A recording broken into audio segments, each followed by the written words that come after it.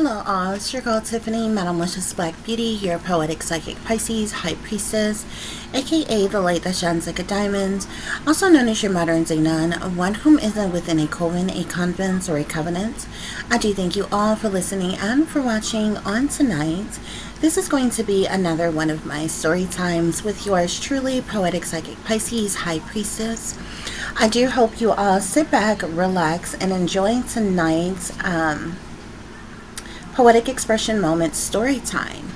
This is going to be a short story, guys, so it's not going to be quite as long as some of my other story times that I have done. So I do hope you all enjoy it. Please remember to like, share, and subscribe. Also, you can comment below on what you think about the story. It will be greatly appreciated. I do thank you all in advance. You can always push that thumbs up. That is your free way of showing your support to the channel. Okay? And without any further ado, guys, let's get started. Tonight's Poetic Expression Moment short story time title is Vulnerable Vibrations, Red Wine, and Silent Cries. Introduction. A lonely loner grown and on her own, all alone, single and celibate while engrossed in endless boredom and discontent. Yet somehow, in the midst of her shameful sacred space of intense vulnerability, she graciously found the courage to explore her own erotic curiosities on herself, only to shy away in relentless guilt thereafter due to the occasional temporary pleasure she craved to numb her pain. Feeling sinfully satisfied, the lonely woman cried, wondering if God was unapproving of her actions.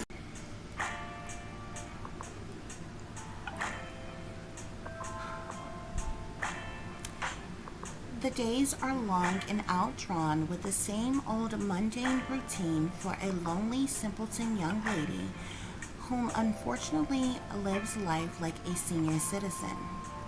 The nights are darkishly boring, which seem to linger on, taunting and haunting the single woman starving for some excitement in her life. While neither an attention or a thrill seeker, Little Miss Curiosity occupied her time with meaningful hobbies to stimulate her mind while sipping on her favorite sweet red wine. Something in which she clearly, dearly enjoyed, as each glass caressed her with a soothing yet relaxing sensation. A much-needed comfort to ease the ferocious feelings of vulnerability she felt inside daily. A temporary solution to numb her pain, only to create yet another situation needing to be rectified. Who knew more than a few could have one aroused with no one else around, but indeed it did, and while the wine is a sweet gesture, it was no match for the lack of pleasure. Now perpetual exotic erotic thoughts made the lonely loner ponder and wonder about sexual fantasies and ecstasies she could only imagine. Meanwhile, plagued with her spiritual and religious beliefs and the cautious, unselfish conscience that perhaps the devil had crept in and tempted her to do something ungodly. She's only human, she told herself, as she desperately grasped for rational thoughts while contemplating the consequence of her actions. Epiphany couldn't fathom the thought of disappointing God, so unfortunately her feelings were conflicted. Was Epiphany wrong for the human emotions she felt by being aroused and having the lustful thoughts that turned her on immensely? How could she begin to even have that conversation with the Most High God? Epiphany didn't know it, but in the heat of the moment, her being extremely turned on and uncontrollably horny kind of seemed to take over her mind, her body, her feelings, thoughts, sensations, and emotions. So she just embraced the idea of enjoying this pleasurable experience fully. By now, Epiphany had graciously finished her third glass of wine, and the evening hour was at the stroke of 6. The lighting in her home was dim, as candles lit every room with the fragrance of lavender scent. Epiphany poured yet another glass of wine, as she now was in the mood of listening to her favorite tunes. So she turned to her stereo to play Tweet's Oops, Oh My song, which seemed to be all too fitting for the current moment Epiphany found herself in. As the song played on repeat, Epiphany retreated to her luxurious bathroom to run her a relaxing bubble bath, which included essential oils, pink rose petals, bath salts, and healing herbs. Pink and white candles aligned the edge of the whirlpool tub, along with a tray of fruit and a fresh bottle of sweet red wine. In addition to Epiphany's sacred pink and leopard vibrator, she kept hidden away for special occasions like the present moment. Now, at the brink of a random tradition for Epiphany to spoil and pamper herself, she began to slowly undress while admiring her reflection in the mirror.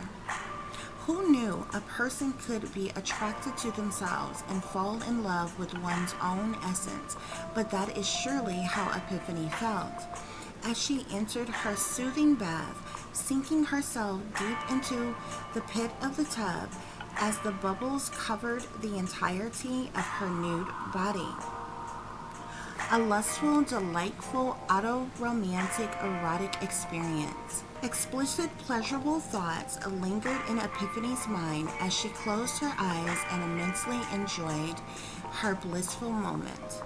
Unable to control herself from caressing the entirety of her body underwater, yet pausing from time to time for a sip of wine or luscious, juicy, sweet treats while pacing herself before reaching that ultimate climax she craved so intensely. Epiphany's breasts were tender, nipples ripe and hard. Although only having semi-small, perky boobs, her breasts were her greatest turn on. Just a slight rub and brief tug as the water and bubbles rippled down her chest sent a stimulating surge of a tingle to her vagina, which by now felt like it had a heartbeat as her clit began to thrust and throb.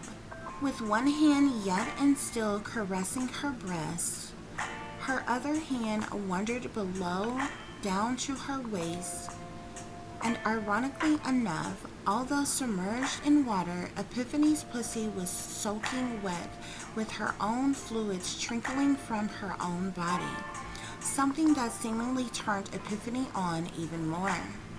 With every rub-a-dub-dub in the tub, her erect clitoris, the thoughts of imagining herself being orally satisfied by an imaginary lover took over her mind completely. Soft moans filled the fragrant air surrounding Epiphany as she grew closer and closer to a blossoming climax. It didn't take much to reach her peak. After all, she had so much sexual tension built up from not having a lover or being pleased on a regular basis. Even though Epiphany had a strategy to make herself come fast to get it over and done with quickly in the past, but in these desperate moments, she wasn't done yet, and she vowed tonight to make the most of this randomly occasional self-love session. It was one of those once-in-a-blue-moon necessities where she would push her body to the limit out of curiosity. A much-needed climax was wonderful, but Epiphany wanted something she never had before.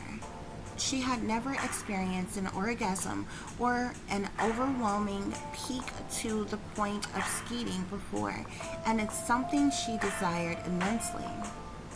So after briefly coming for the first time, Epiphany was determined to enjoy herself further.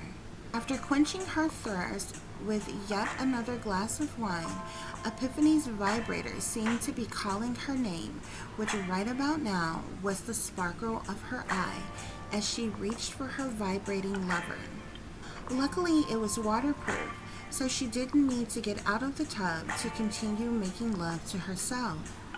Time seems to fly when you're having fun, and by now, Epiphany had been in her pleasurable bath for 30 minutes or more, while taking her time and bracing herself for her next sexual endeavor. Epiphany's pussy thrust and throbbed and yearned for more. With her love-making tunes playing softly in the background, Epiphany changed her flat-screen TV in her bathroom from calming sceneries of the beach, ocean views, and exotic islands to a soft porn movie she was saving for a moment such as the present one.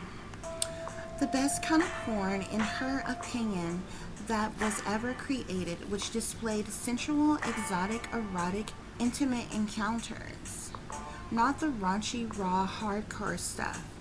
Nevertheless, after starting her movie, the sexual tension was unbearable. With her pink and leopard vibrator in hand, Epiphany began to masturbate again, imagining herself being a part of the sensual sexual encounters she was watching. Epiphany felt so vulnerable with every sensation vibrating through her body, so much so she had the urge to do things to herself she had never fathomed before. Epiphany's moans rang out louder and louder in unison with the beautiful woman and her partner on the screen in the movie she was watching. Shying away from the fact she was ashamed that she was aroused by them both. With her clitoris now ultra-sensitive from coming over and over again, a stream of tears began to roll down her face just as she felt herself reaching an orgasmic climax. Unable to stop herself, Epiphany's body went into a tantrum that felt like uncontrollable convulsions as she penetrated herself for the very first time. Back and forth, in and out, Epiphany's moans and cries collided into an explosive emotion she had never felt before. Although pleased to the fullest and feeling good, for some reason Epiphany was riddled with guilt when it was all over. Was she not supposed to have these feelings, sensations, or pleasure? Was it the heartbreak of being alone, unloved, and unwanted? Or perhaps the result of instant karma by God for living her life in sin and the pressure to repent immediately? Epiphany didn't quite know, but she felt empty as she stepped out of the tub, draining her water and cutting the music and movie that only moments before had her in depth of blissful pleasure.